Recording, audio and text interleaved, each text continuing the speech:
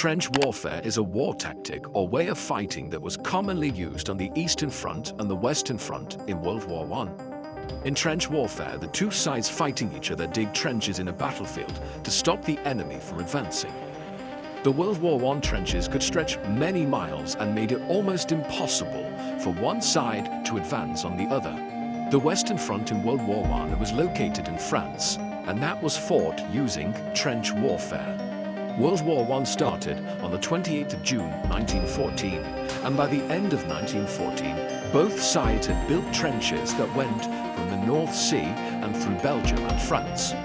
Neither side made much ground for nearly 3.5 years, from October 1914 to March of 1918.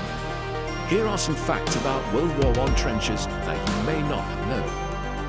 It's estimated that there were about 2,490 kilometers of trench lines dug during World War I. Most trenches were between 1 to 2 meters wide and about 3 meters deep. Life in the trenches was very difficult because they were dirty and flooded in bad weather. Many of the trenches also had pests living in the trenches, including rats, lice, and frogs.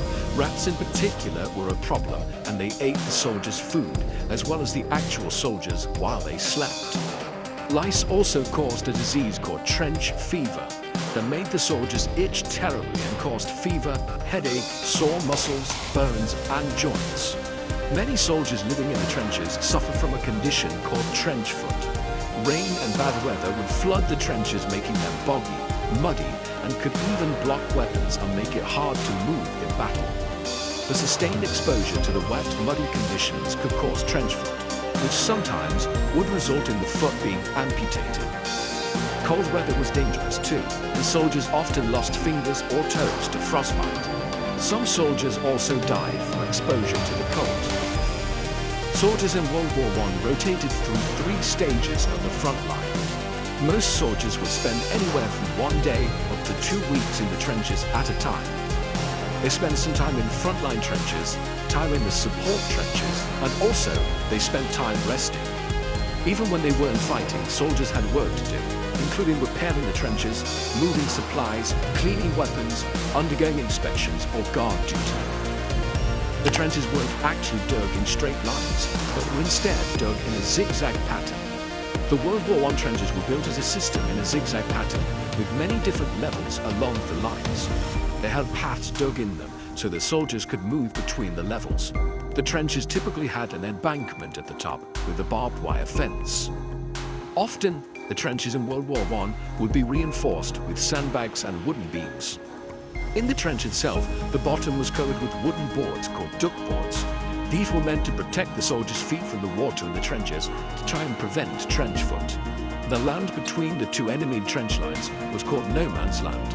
No man's land was sometimes covered with landmines and barbed wire. The distance between enemy trenches was anywhere from 50 to 250 yards apart. The trenches were dug by soldiers, and there were 3 ways to dig them. Sometimes, the soldiers would simply dig trenches straight into the ground, a method known as entrenching. Entrenching was fast, but the soldiers were open to enemy fire while they dug. The second method was to extend a trench on one end. It was called sapping and was a safer method, but it took a lot longer. Tunneling, which was the third method, was a way of digging the tunnel and then removing the roof to make the trench when it was complete.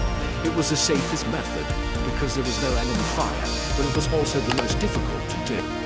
Sleeping in the trenches was also very difficult. The noise and uncomfortable surroundings made it very difficult for soldiers to sleep in the trenches. They were constantly tired and in danger of falling asleep. This is why the watch shift was kept 2 hours to avoid men falling asleep while on watch. There were several times when ceasefires and truces happened in the trenches during World War I. One example was in 1914 around Christmas time. Both the British and German soldiers put down their weapons. They came out of the trenches and exchanged gifts and sung carols to each other, ceasing fire to celebrate Christmas together. Today this is known as the Christmas truce. If all the trenches built along the Western Front in World War I were laid end to end, it's estimated that they would be about 25,000 miles long. Trenches needed to be repaired constantly to prevent erosion from the weather and from enemy bombs and gunfire. It took 450 men 6 hours to build around 250 meters of British trenches. The majority of raids in World War I happened at night when soldiers would sneak across no man's land, dodging mines to attack the enemies in darkness. Every morning, soldiers would stand to. This is when they stand up and prepare for battle, because many attacks would take place first thing in the morning.